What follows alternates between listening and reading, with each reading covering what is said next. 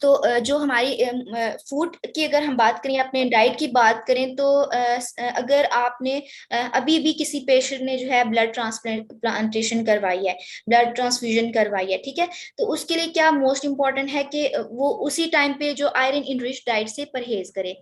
क्यों? क्योंकि इससे ना आयरन ओवरलोड हो जाएगा, जो फिर आगे फर्दर कॉम्प्लिकेशंस की तरफ जाएगा। तो ये चीजें बहुत एक मैनेज्ड और सही जो एडिक्वेट अमाउंट में आपको न्यूट्रिएंट्स या जो मिनरल्स और विटामिन चाहिए वो एडिक्वेट अमाउंट में लेने चाहिए, जितनी रिक्वायर्ड अमाउंट है। फिर ये नहीं कि आप ज्यादा इनटेक करना शुरू कर दें। उसके अलावा जो हमारे रूटीन टेस्ट होते हैं, हमें आयरन प्रोफाइल हो गया, विटामिन के टेस्ट हो गए, फोलिक एसिड टेस्ट हो गया, इस तरह की रूटीन जो टेस्ट है वो आपको करवाते रहना चाहिए, ताकि आपको अपनी जो है जो अपनी कंडीशन है उसके बारे में आपको पता चलता रहे कि अभी मुझे इस तरह की फर्दर आगे जो प्रिकॉशंस लेनी चाहिए, ठीक है। तो न्यूट्रिशनल सप्लीमेंट्स जो होते हैं वो बहुत ज्यादा इंपॉर्टेंट होते हैं। जो हमने थैलेसीमिया एच डिजीज पढ़ी थी उसमें हमारे पास फोलिक एसिड सप्लीमेंट्स बहुत ज्यादा इंपॉर्टेंट होते हैं, वो लेने चाहिए। फिर लास्ट बट नॉट लीस्ट जो हमारे पास सबसे इम्पोर्टेंट, अगर हम देखें कि क्या इलाज क्या है, ऐसे देखा जाए तो थैलेसीमिया का कोई इलाज नहीं होता, फिर आपको थ्रू आउट लाइफ जो है ब्लड ट्रांसफ्यूजन करवाना पड़ता है और प्रिकॉशंस लेनी पड़ती हैं। लेकिन एक ऐसा, जैसे एडवांसमेंट इतनी आ चुकी है आजकल, मेडिकल ने इतनी ज्यादा तरक्की कर लिया, तो बोन मैरो जो है या फिर स्टेम सेल ट्रांसप्लांट एक वाहिद ऐसा आप कह सकते हैं टेक्निक है जिसकी वजह से थैलेसीमिया के पेशेंट क्योर हो सकते हैं। ये ओनली वन टेक्निक है। लेकिन फिर भी इसमें भी ये कॉम्प्लिकेशंस आ जाती हैं कि जरूरी नहीं कि ऑल द टाइम जो है ये मैच कर जाए बोन मैरो, और मैच कर भी जाए तो आगे आपको कॉम्प्लिकेशंस ना हो। यहाँ पे भी फिर आगे मतलब कॉम्प्लिकेशंस हो सकती हैं सेल्फ और नॉन सेल्फ की।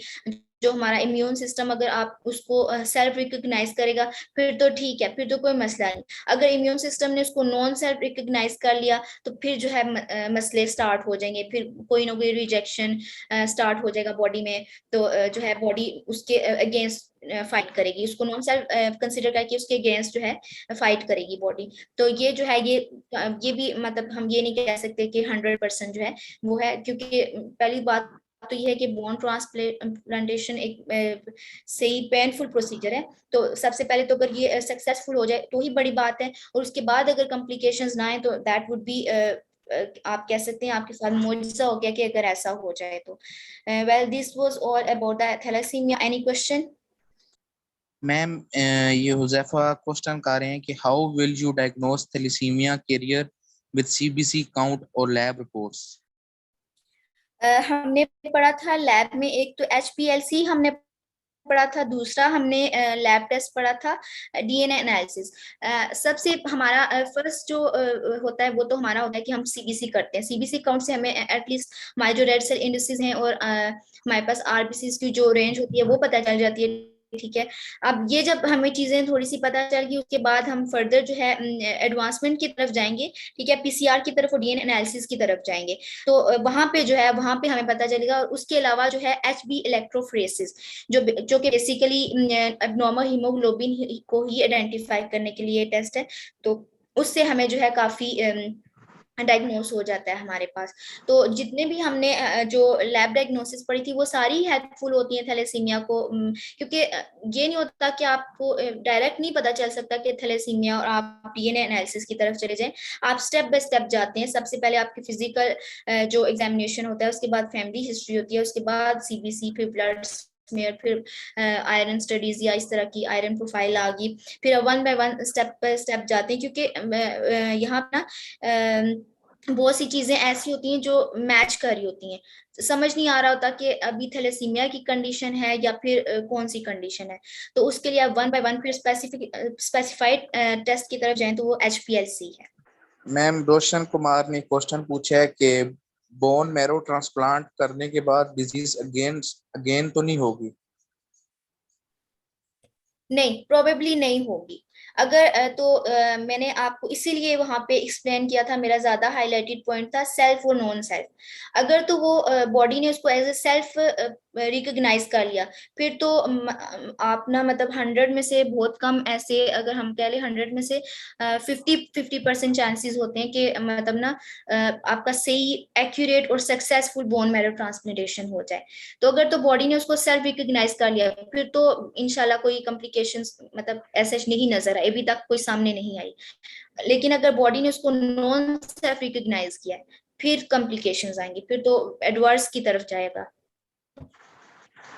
Okay ma'am, thank you. अगर किसी और का भी क्वेश्चन है तो आप पूछ सकते हैं। मैम मोहम्मद तलत क्वेश्चन कर रहे हैं कि why thalassemia is called sea blood, why thalassemia is most common in Asia. हमने अपने जो उसमें रिस्क फैक्टर्स में बात की थी एंसेस्टर्स की, तो वहां हमने कुछ एरियाज डिस्कस किए थे जहाँ पे मोस्ट फ्रीक्वेंट है, ठीक है। उसके बाद सी ब्लड इसलिए क्योंकि अगर आप एक नॉर्मल ब्लड और थैलेसीमिक ब्लड को कंपेयर करें, उसकी ब्लड पिक्चर देखें, ब्लड फिल्म देखें, ब्लड स्मेयर देखें, तो वहां से आपको अंदाजा हो जाएगा कि एक नॉर्मल ब्लड पिक्चर किस तरह की हो, एक एबनॉर्मल ब्लड पिक्चर किस तरह से नजर आती है। तो वहां से आपको आरबीसीज की एक तो शेप्स का आपको पता चलेगा, कितनी एबनॉर्मल शेप्स आ जाती हैं, ठीक है। तो इन कुछ कॉम्प्लिकेशंस और इन डिफरेंशिएशंस की वजह से जो डिजीजेस होती हैं, या फिर उनको ना हम डिफरेंट मेडिकल टर्म्स में उनको कहते हैं, तो इस वजह से। और मैम पूछ रहे हैं कि what are the dietary restrictions for thalassemia. अच्छा, डाइटरी रिस्ट्रिक्शंस की तरफ हमने बात की थी कि जैसे ही आपने ब्लड ट्रांसफ्यूजन करवाया, उसके बाद आपको रूटीन लैब टेस्ट करवाने चाहिए, ताकि आपको पता चले कि अभी आपको आपका फोलिक एसिड लेवल क्या है, B12 लेवल क्या है, आयरन स्टडीज, आयरन प्रोफाइल आपका क्या है, ठीक है। ये क्यों करवाते हैं आप लैब रूटीन टेस्ट? इस वजह से क्योंकि फिर आपने जो डाइट लेनी होती है वो अकॉर्डिंगली लेनी होती है। ऐसा ना हो, क्योंकि मोस्टली जो है अवेयरनेस नहीं होती, थैलेसीमिक पेशेंट यही सोच रहे होते हैं कि ना हमें आयरन इनरिच डाइट लेनी है, हमें विटामिन इनरिच डाइट लेनी है।